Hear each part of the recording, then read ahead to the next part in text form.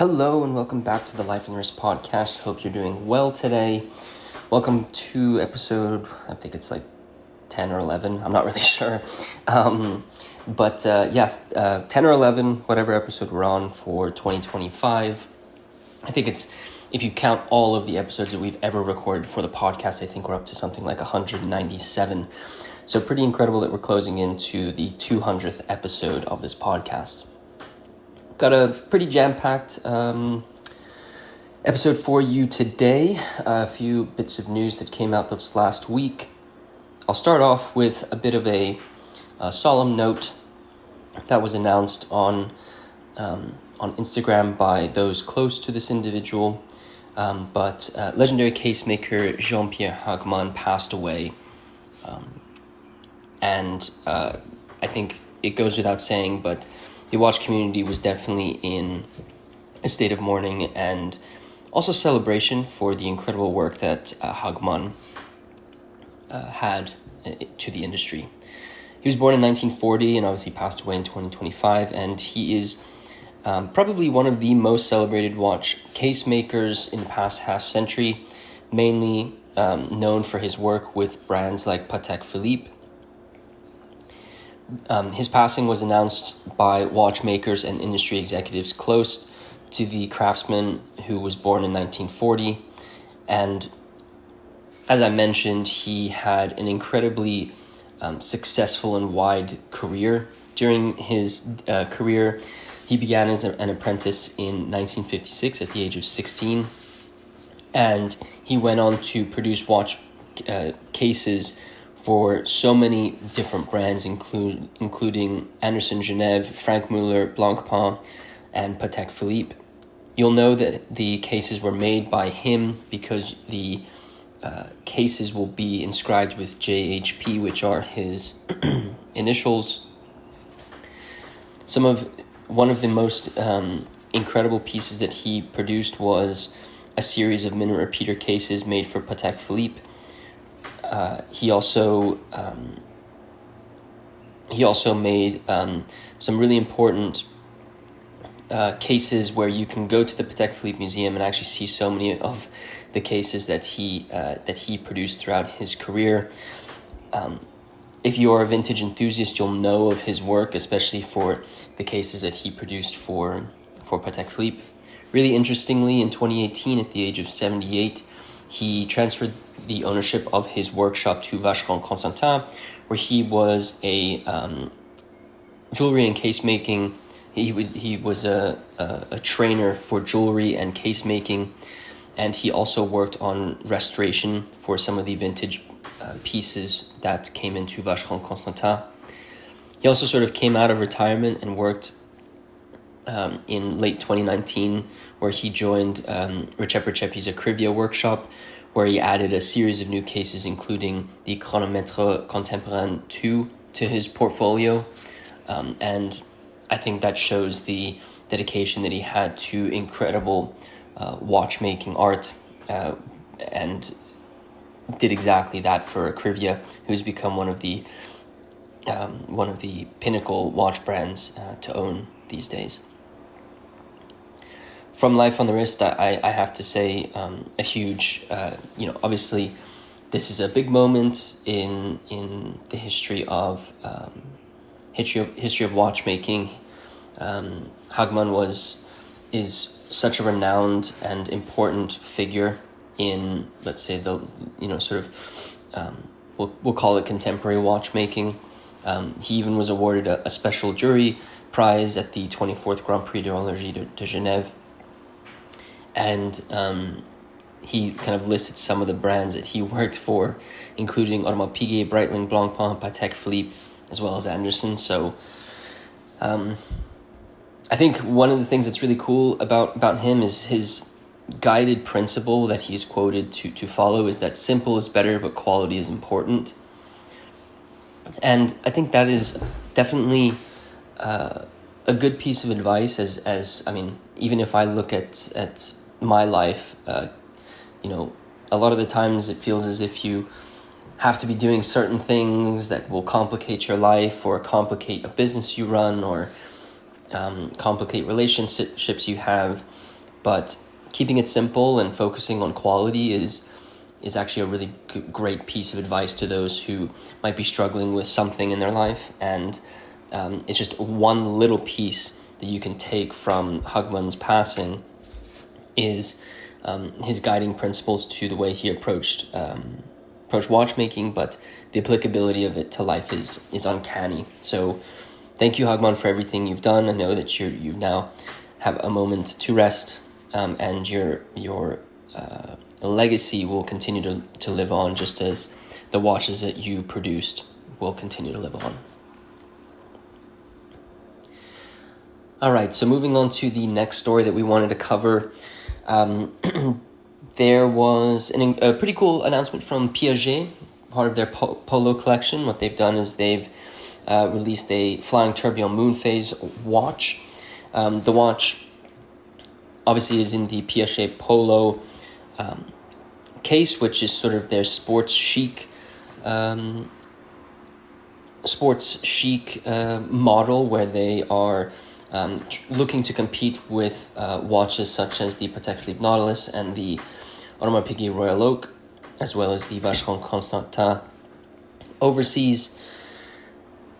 They announced the Piaget Polo Flying Tourbillon Moonphase that is in a polo case with accents of blue. You've got a really incredible blue dial and blue accents throughout the watch, including a blue rubber strap. What's really interesting about this piece is, and I encourage you to take a look at the pictures of this watch, there'll be a link in the show notes of this podcast, is the configuration of where they put the tourbillon versus the Moonphase. The way that they've done it is they have the tourbillon towards where 12 o'clock is located with a large P that can be displayed. And then they have the Moonphase at 6 o'clock with a seconds counter that runs throughout it. Or excuse me, not a seconds counter, it's a hand that indicates where in the Moonphase it is. It's not the most accurate Moonphase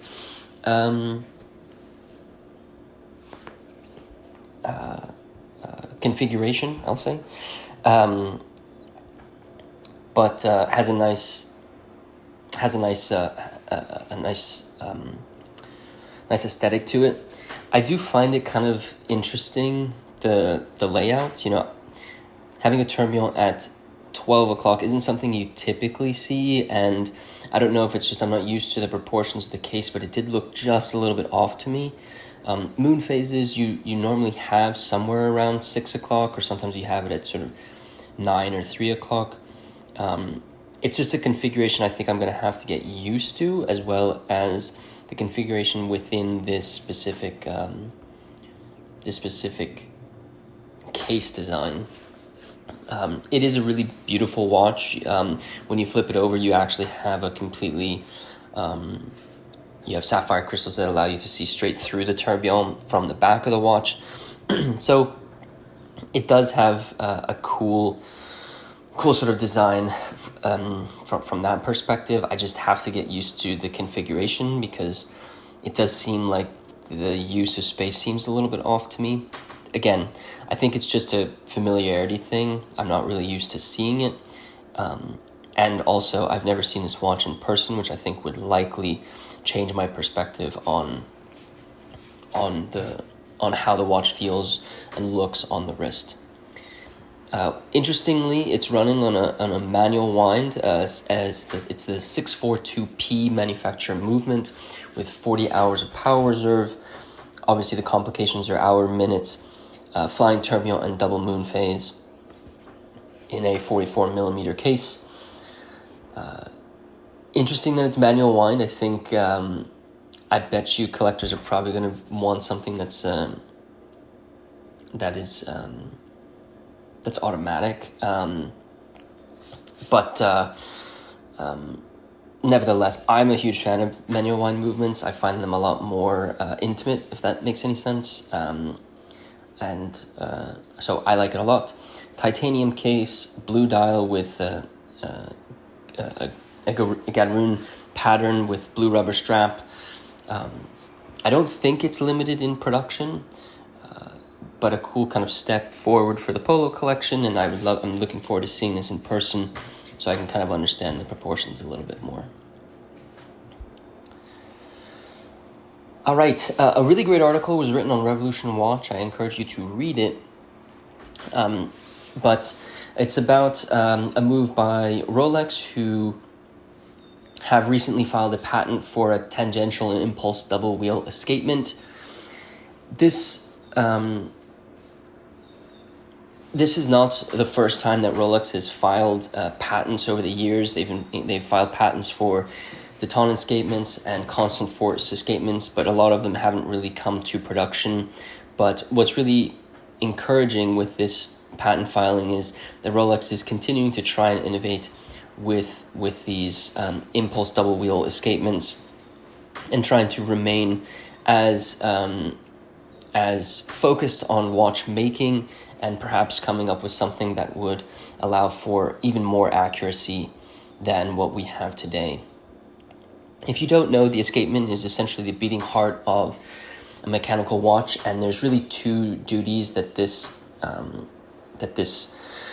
escapement has. The first is to regulate the release of stored energy, and it also has to replenish the oscillations of the balance wheel. And because of that, the most well-used escapement is the Swiss lever escapement, but it's the most dominant. It's the most dominantly used escapement today, because there really isn't a practical alternative that can operate at as high of a accuracy level as this Swiss lever escapement. A few people did. There are some escapements that have rivaled, including the coaxial escapement, which was developed by George Daniels, where essentially it employs sort of this hybrid impulse system that eliminates the sliding friction and increases the accuracy of the movements. Back in the 18th century, Abraham Louis Breguet he invented the natural escapement, where it has this dual direction impulse at each full oscillation. The challenge with this is that you have to sort of weigh the benefits and the trade-offs, and in this case, the natural escapement is not exactly it's quite a challenging movement to put into a watch. It's pretty complex and has it uses 2 or 4 wheels after the going train and this is mechanically demanding, and you need more parts, you need more precision when putting these together, and the tolerances for the movement have to be much tighter. And so it'll be interesting to see what Rolex does with a double wheel escapement, which uses very similar concepts that the Breguet natural escapement uses.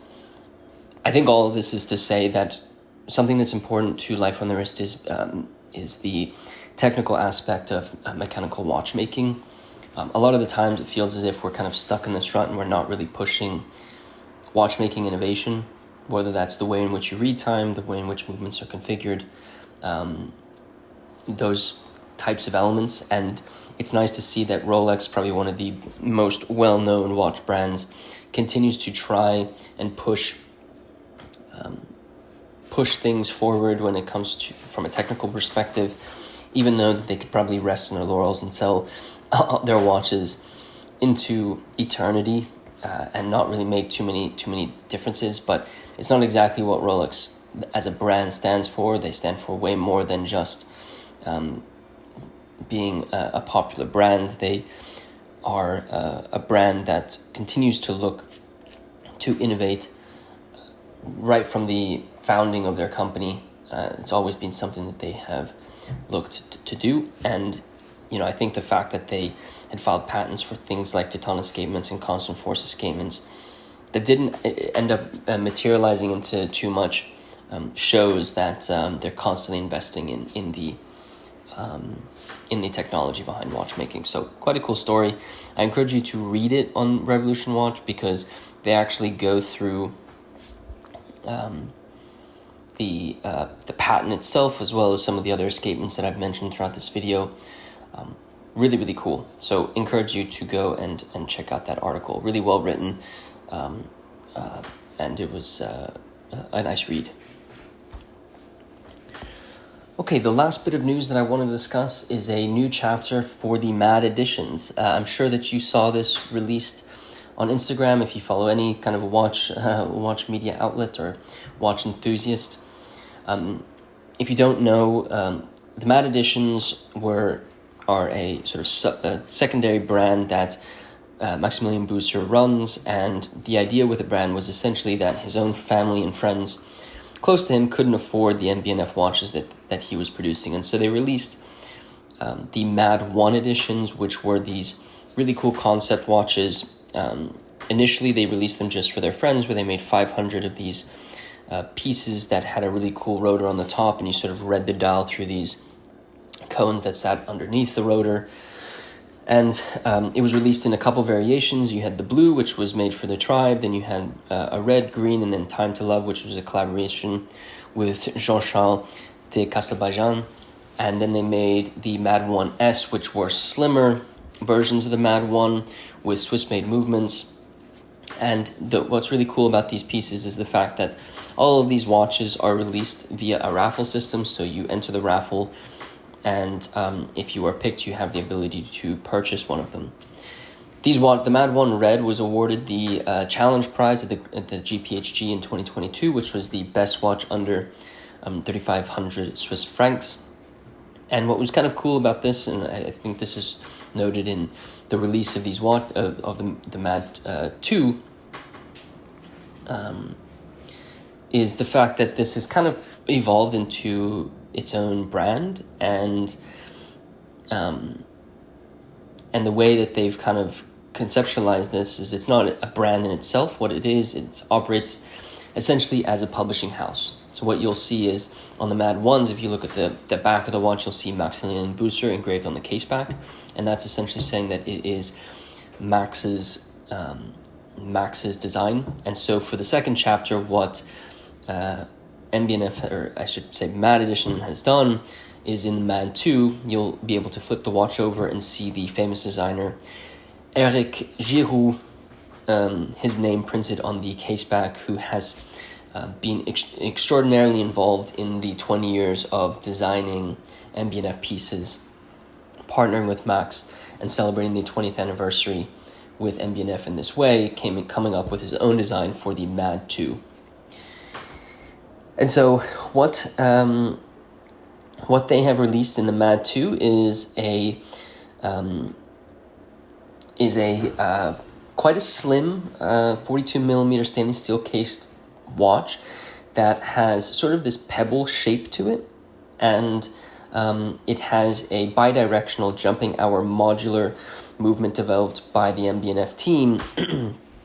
And what you'll notice when you look at it is you have these two discs on the top, these center ovals. And the idea here is that this is taking inspiration from the 1990s, where music was everything, where vinyls were huge, and everyone was having an incredible time in sort of the club scene that existed in Lausanne, where Max and Eric both were from. So you have these two ovular shapes, which have the jumping hours in minutes, and then you have on the outside what you'll see is you'll see this thing that is reminiscent of what looks like a vinyl record, which acts as the vinyl, the actual vinyl record that you would see on these turntables in the 1990s during that time period. And it's inspired by this design is sort of inspired by the stroboscopic band of the legendary Technics SL1200 Mark II turntable, and it also has superluminova throughout the watch, which allows for it to shine a little bit brightly. So when you're spinning your automatic winding rotor, it's reminiscent of sort of the vinyls of the era as well as the music from the 1990s. I think this is a really cool... it's a cool design. It definitely is a cool design. I think it's probably... when you compare it to the Mad 1, it's a very, very different design. But one has to remember that, as Max sort of said, the idea of Mad Editions was to operate like a publishing house. And so you're not going to probably get watches that are similar to one another if you're going to completely different designers for each of these.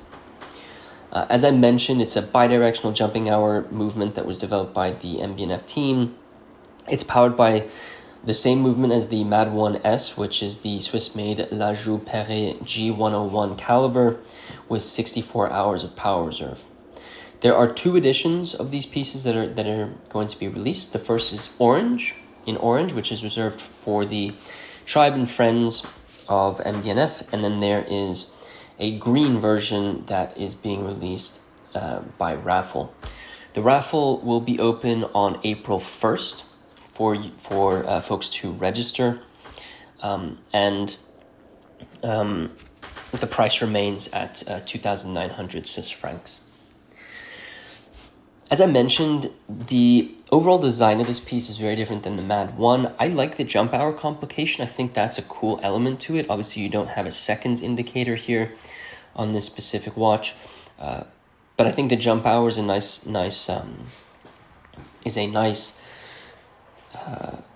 touch, a nice difference compared to the Mad 1. I think I would want to see this watch in person. I like the overall pebble shape of this watch. It looks quite attractive and is a cool watch, at least in pictures and videos that I've been able to see of it. So I encourage, if you like the overall design of this piece, I encourage you to join the raffle on April 1st.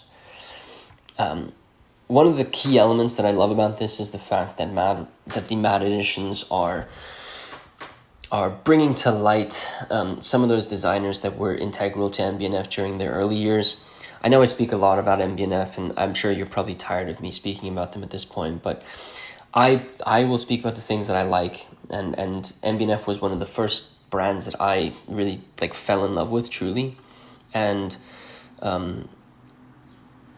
one of the elements was the fact that there were these incredible watchmaking experts that were involved in the brand. Kari Voutilainen, Eric Giroux, these are the names that are now getting recognition for the things that they've been able to do in their careers. And what's nice is MB&F was sort of a platform for that, and it brought together these incredible artisans who produced such coolly designed watches, and that was just a really exciting sort of part of this whole thing for me. So I'll leave a link in the description I'll probably leave it to the raffle site so that you can so that you have a link to where you can sign up for the raffle. But they're probably going to be on that site. There's going to be links to the videos that MB&F created for this release. There's a video where you can kind of just see the watch in action, and then you can also see an interview with Eric Giroux, kind of describing his approach to designing this piece. Quite cool. He kind of went from sort of an architectural concept and then sort of left that towards a music concept. So encourage you to check out that video as well. With this said, guys, I think we'll wrap up this episode of the Life on the Wrist podcast. Hope you enjoyed the topics we discussed in this week's episode. As always, there will be links in the show notes to all of the topics that we have discussed, as well as our social medias, our website, and our YouTube channel. I encourage you to check out all of those links in the show notes of this podcast. If you are new to the Life on the Wrist podcast, be sure to follow us and share this video with a friend, or share this podcast with a friend who might be interested in some of the things we discuss. Obviously, we focus a little bit more on the current events in watchmaking as opposed to the vintage side of things. But if you are more of a vintage enthusiast, I encourage you to check out our website, where we have an editorial section that is solely focused on vintage watches, our YouTube channel also has a heavy vintage focus. So be sure to check out those links in the show notes of this podcast. If you are feeling generous and wouldn't mind rating the episode, it really does help me out.